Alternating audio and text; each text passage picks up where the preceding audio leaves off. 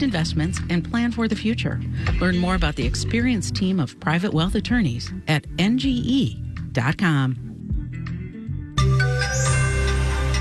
A merger in your wallet as Discover Cards and Capital One cards seek to become one. Marketplace Morning Report is supported by Bitwarden. The Bitwarden Password Manager enables quick and easy logins through biometric unlock and password autofill. More at bitwarden.com.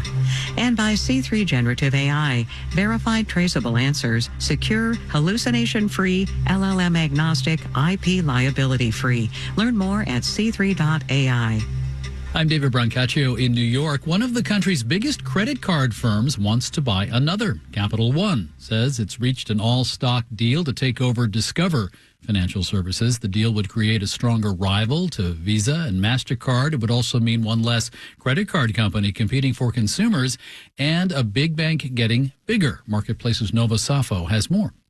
Capital One is highlighting the merger's potential to create more competition among payment networks where there are few players. There's Visa, MasterCard, American Express, and Discover, a distant fourth. Capital One says a combined company could better compete with the dominant networks, which theoretically could mean lower fees and maybe lower costs for consumers. Both companies are also giant financial institutions. Capital One with $470 billion in assets, Discover with $150 billion. Regulators in Washington have shown little appetite for approving big mergers in the financial sector, especially following the regional bank failures last year, which showed that even mid-sized institutions could pose systemic risks. Meanwhile, Capital One and Discover are both preparing for an increase in defaults as pandemic savings run out and consumers amass more debt. Capital One said the deal would help it become a bigger bank in general, while also reducing expenses. I'm Nova Safo for Marketplace. Shall we do the numbers? Yes, the market screens show Dow, S&P, and NASDAQ futures all down 0.3% at the moment. The 10-year interest rate quite steady this morning, but at 4.27%. It's parked at the highest since late November. American farmers are getting older. That is one finding of the government's Census of Agriculture report. In 2022, farmers were just over 58 years old on average. That's a half-year increase in the average since the last census taken back in 2017. Marketplace's Savannah Marr has more on what's keeping young people out. For one, American farms are getting bigger and harder to buy, says Sarah Lowe at the University of Illinois. There's definitely a connection between commodity agriculture and barriers to entry. Agricultural markets and U.S. farm policy reward producers that grow lots of one or two commodity crops. Lowe says that's hard to pull off if you're starting from scratch. You need to convince people to lease you land.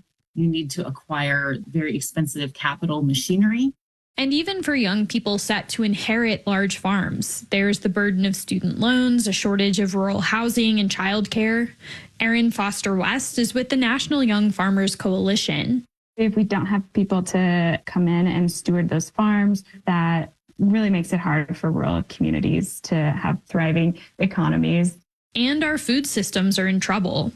Foster West says all this should be on lawmakers' minds as they negotiate the next farm bill, which could include new supports for young farmers. I'm Savannah Marr for Marketplace.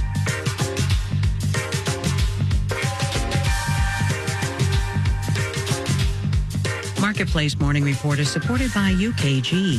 UKG is a partner that delivers HR, pay, time, and culture solutions designed to help build a great workplace for everyone. UKG, our purpose is people. And by Palo Alto Networks. Palo Alto Networks delivers what's next in cybersecurity innovation to protect today's digital way of life. Learn more at paloaltonetworks.com. And by Progressive Insurance. Customers can simplify their insurance needs and protect what's important by bundling home and auto. Learn more about bundling at progressive.com. Some recent inflation indicators have been pointing in the wrong direction. The most recent one was the Producer Price Index, PPI. In January, it went up 0.3%, higher than economists predicted or wanted. And we get distracted by consumer price readings, but this PPI needs more attention. Marketplace's Nancy Marshall-Genzer reports. Traditionally, you hear the PPI described as a measure of wholesale prices, say raw materials such as chemicals, scrap iron, sand, and gravel. It does measure those things, but over the years it's been expanded to include some unexpected services, says Chris Rupke, chief economist at Forward Bonds. And that's portfolio management, investment advice, home insurance, airfare, car insurance, which has taken off recently, of course.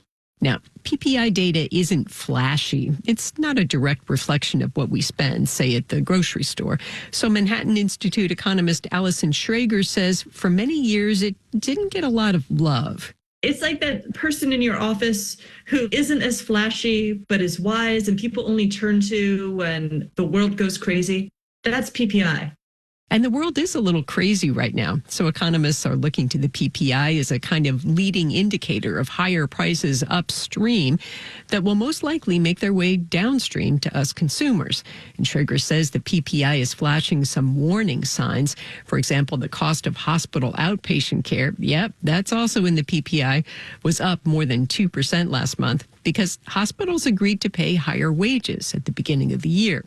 I think it tells us that this last bit of inflation might be harder than we thought to get rid of. One other reason to love the PPI, the parts of it we've been talking about, raw materials, healthcare, they're all components of the Fed's favorite measure of consumer inflation, the Personal Consumption Expenditures Price Index, or PCE. That's the number the Fed tracks for its 2% inflation target. And economist Chris Rupke says if the PCE goes up because of the hotter than expected PPI, maybe the economy isn't rebalancing as much as Fed officials thought. Maybe they can't lower interest rates as quickly because the inflation fire is not completely under control. In that case, the Fed would have to keep interest rates higher for longer to cool the economy and douse those last flames of inflation. I'm Nancy Marshall-Genzer for Marketplace. And a published report says Apple is going to be hit with a fine in Europe for giving unfair advantage to its Apple Music service over, say, Spotify. Apple is not commenting and the EU isn't confirming, but the Financial Times puts the fine at $529 million. Now, under EU law, the fine could have been nearly 75 times higher, as much as $40 billion. In New York, I'm David Brancaccio. It's the Marketplace Morning Report from APM.